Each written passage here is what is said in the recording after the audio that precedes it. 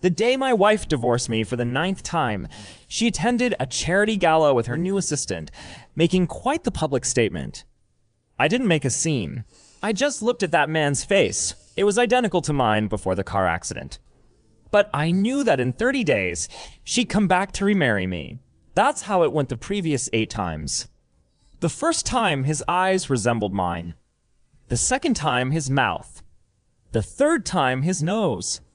The 9th time, his entire face looked like mine. But today is the 32nd day. For the first time, she hasn't come back. I stare at my face in the mirror, destroyed by hormone medication. It's fine. This time, I'm not waiting anymore. The invitation to the charity gala was delivered by her assistant. That assistant stood at my door, wearing the suit brand I used to love, carrying the same cologne scent I used to wear. When he handed me the invitation, he deliberately used his left hand, because he knew my wife liked left-handed men. 3 years ago, I was left-handed. Mr. Kavanaugh, Miss Bernard asked me to give you this. He smiled, revealing a row of perfect teeth. That smile curved exactly like mine did in photos from 3 years ago. I took the invitation. Got it. I closed the door and tossed the invitation on the shoe cabinet. The invitation featured a photo of her with her assistant. She wore a black dress. He stood beside her, their faces close together. The caption read, Miss Bernard and her assistant attending the annual charity gala. With her assistant. She used to attend all those business dinners with me. I flipped the invitation over and left it face down on the table. It's fine. I'm used to it by now. Today is the 32nd day. After the previous 8 divorces, she always came back to remarry within 30 days. This time, she hasn't. I picked up my phone and sent my mom a message. Mom, book me a flight back to New York for tonight. How many tickets? 1. You sure? I'm sure. What about her? I stared at that word, her, on the screen, then replied, not waiting for her anymore. Then I turned off my phone, walked into the bedroom, and opened the closet. Her clothes took up most of the space. Mine occupied a small corner. I pulled out my clothes and packed them in a suitcase. Not much, just a few changes of clothes. Before leaving, I placed something on the coffee table, an agreement, the 9th divorce agreement. She'd already signed it. She signed it quickly that day without even looking. She didn't know this agreement contained a gift contract tucked inside. I'd transferred our only property, the big house, into her name. There was nothing to fight over. She bought the house. She bought the car. The only thing I ever had of value was her love. Now that the love is gone, it's time to leave. At 7 that evening, I still went to the gala. Not to say goodbye, but to confirm something. I stood at the entrance to the ballroom and spotted her immediately. She wore that black evening gown, her hair pulled up, wearing the necklace from our wedding day around her neck. That necklace, I'd saved up 6 months of wages to buy it during our first marriage. She wore that necklace while holding another man's arm. She saw me. Her gaze paused on me for a second. Then she turned her head and reached up to adjust her assistant's tie. That gesture, I taught her that. The year we got married, she tried tying a tie for the first time and couldn't get it right. I held her hands and taught her step by step. She learned, and then every morning for 3 years, she tied my tie. Now she was tying another man's tie. Her fingers moved with the same motions, even more practiced now. Then she took her assistant's arm and walked toward me. You came. She smiled. Yeah. This is Diego, my new assistant. I looked at the man. He extended his hand. Hello, Mr. Kavanaugh. I looked at that hand but didn't shake it. I turned to her. Today is the 32nd day. Her smile froze for an instant, then returned to normal. I know. You're not planning to come back. She didn't answer. The assistant spoke up. Miss Bernard, let's go over there. Raphael is waiting for us. She nodded. All right. Then she patted her assistant's arm. "Let's go." She didn't look at me. As she passed by, she still wore that same perfume. The first time I met her, she wore the scent. She'd never changed it in all these years. But now, this scent no longer belonged to me. I turned to watch her retreating figure. She walked into the crowd holding that man who looked 90% like me, her step steady, never looking back. Bernard. I called her name. She stopped and turned to look at me. The entire ballroom went quiet for a moment. Everyone looked at us. She froze. This was the first time I'd called her like this in public. I used to call her Honey. Later, I called her Miss Bernard. Today was the first time I called her by her full name in front of everyone.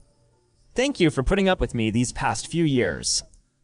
After saying this, I turned and walked away. Whispers rose behind me. Someone asked, "Who's that?" Someone said, "I think that's Miss Bernard's ex-husband." I didn't look back. I walked straight out of the hotel entrance. The evening breeze rushed in, a bit chilly. I took out my phone and sent her one final message. "I'm leaving. Don't look for me." Then I powered it off, removed the SIM card, snapped it in half, and threw it in a trash can by the road. I hailed a taxi to the airport. The car started. The city's night scenery flew backward past the window. I'd lived in this city for 8 years, from having nothing to having nothing. I closed my eyes. The last image that floated through my mind was from many years ago, at the university gates, when she stood before me and said, "I like you." Back then, there was light in her eyes. That light illuminated me for many years. Later the light went out, and I couldn't get it back. On the way to the airport, my mom messaged me again. "Your dad is going to pick you up." "Oh, there's something I think you should know." "What?" She sent a photo, a hospital test report with Bernard's name on it. The examination date was 3 months ago. The report showed she had taken mifepristone and misoprostol within a month, the drug combination used to terminate pregnancy. I gripped my phone tightly. My mom sent another message.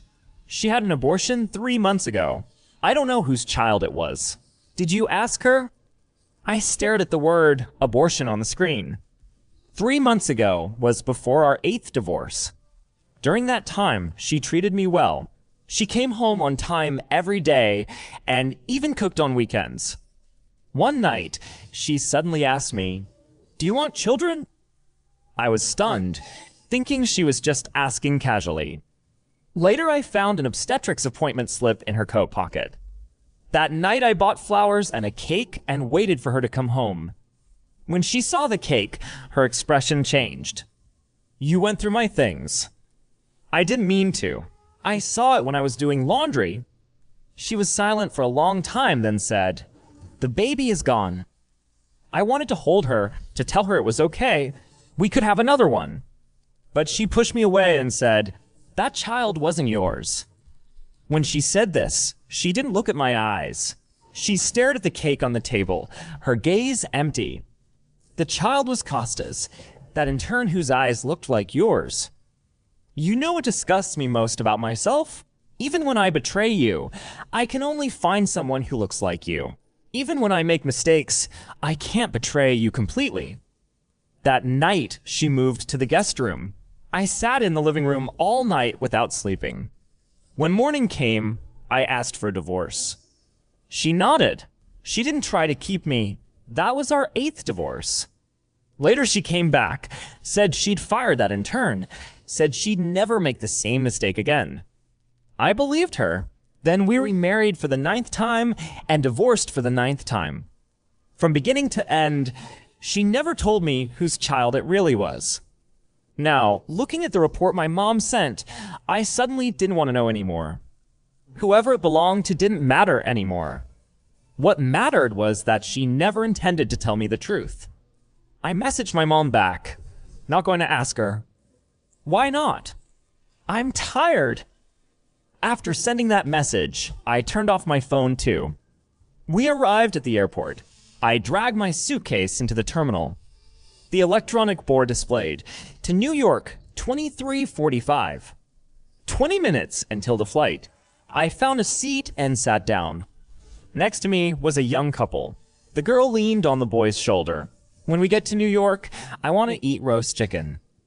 The boy said, "Okay, you can eat whatever you want." The girl looked up at him. "What about you? What do you want to eat?" The boy smiled and pinched her cheek. "I want to eat you." The girl blushed and playfully hit him. I watched them, remembering how many years ago Bernard and I had similar conversations. Back then we'd just graduated, broke as could be, renting a basement apartment for $600 a month. She worked as a salesperson at a small company. I worked as a site supervisor at a construction site. Life was hard, but every night when she came home, she'd bring me fried chicken from a street vendor, saying, "Eat up, I already ate." I knew she was lying. She saved money to buy food for me while she became skin and bones. Back then I held her and swore to myself that I'd give her a good life. Later her company grew from a 3-person workshop to an enterprise with hundreds of employees. She became a lady boss. Everyone said she married down when she married me. She never cared. Whenever someone said that, she'd hook her arm through mine and say, "Who says that? My husband is the most handsome."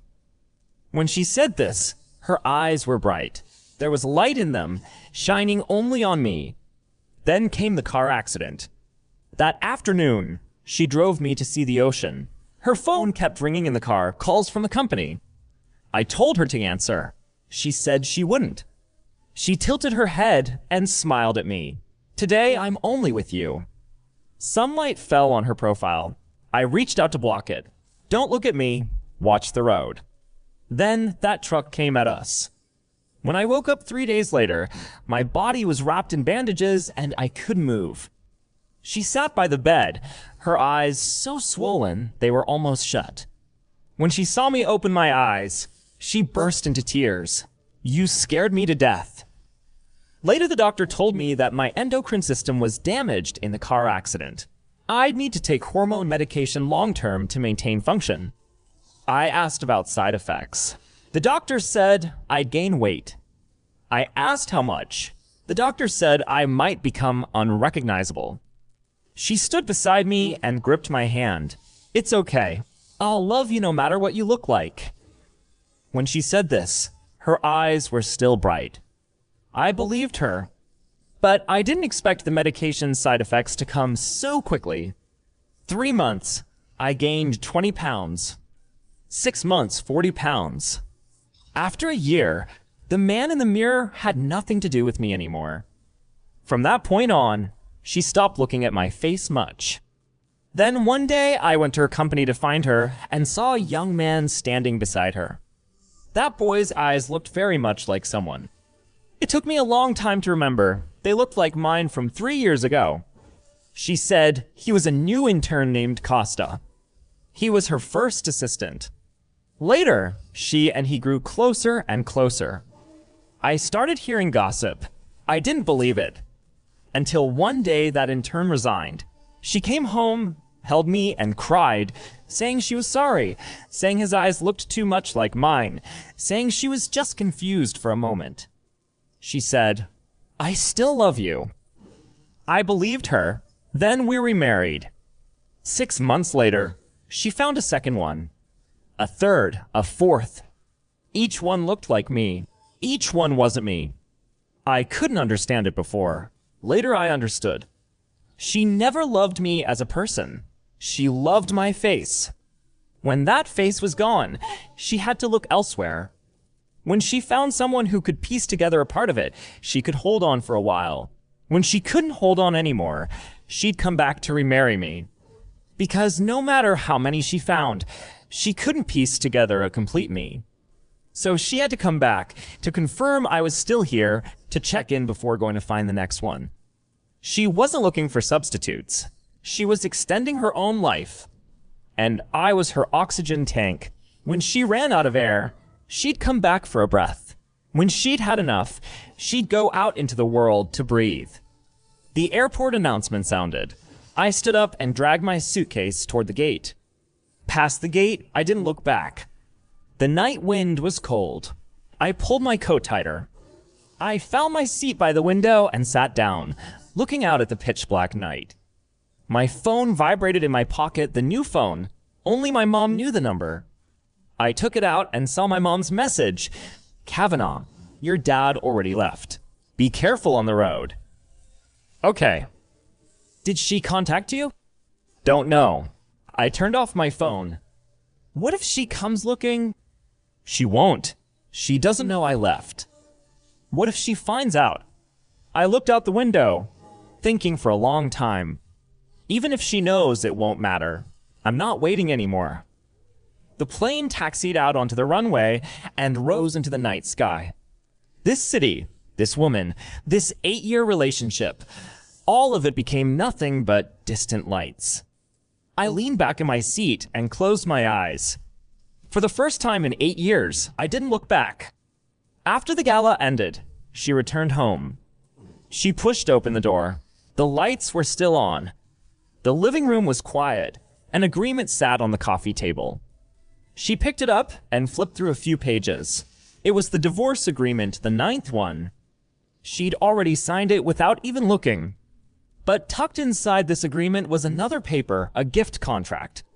It stated, I voluntarily gift my only jointly owned property, one house, entirely and freely to the woman. The signature was my name. The date was today. She held that paper, her fingers beginning to tremble. She rushed into the bedroom. All my clothes were gone from the closet. My computer was gone from the study.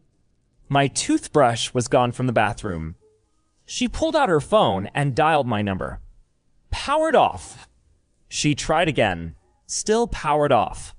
She called my mom. No answer. She panicked. Really panicked. Every previous divorce, I'd kept my phone on, waiting for her call, waiting for her to come back. But not this time. She rushed out and drove around the city searching. She went to that noodle shop. The owner said he hadn't seen me today. She went to that old 50-square-foot apartment. Inside it was dusty. Clearly no one had been there in a long time. She went to the gym I used to frequent. The receptionist said I hadn't been there in 3 months. She searched every place she could think of. Nothing. As dawn approached, she stopped by the roadside, gripping the steering wheel with both hands, her whole body shaking. Then her phone rang. She grabbed it frantically.